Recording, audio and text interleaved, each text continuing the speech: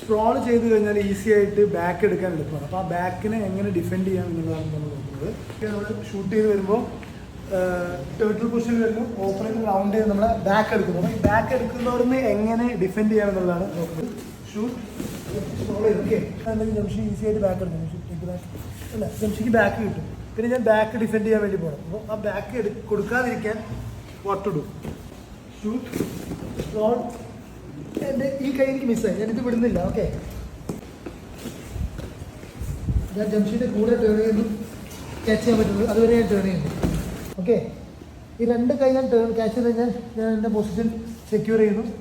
ഇതിനെ എൻ്റെ തല ഞാൻ ഇപ്പുറത്തെ സൈഡിലെ തല ഞാൻ എന്ത് ചെയ്യുന്നു, ഇവിടെ കൊണ്ടുവരുന്നു, ട്വിസ്റ്റ് ചെയ്യുന്നു. ഓക്കെ, എന്നിട്ട് ഇവൻ്റെ റൈറ്റിലേക്കാണുള്ളത്. അപ്പോൾ നേരെ ക്രോസ് എൻ്റെ റൈറ്റിലേക്ക് ഞാൻ ഇവൻ്റെ റൈറ്റ് ലെഗിൻ്റെ അടുത്തേക്ക്, കാരണം ഇവനെ എനിക്ക് ഇങ്ങോട്ട് വലിക്കാൻ ബുദ്ധിമുട്ടാണ്, കാരണം ഇവൻ ഹെവിയാണ്. പക്ഷേ എൻ്റെ കാലം അങ്ങോട്ട് കൊണ്ടുവരാൻ ബുദ്ധിമുട്ടില്ല.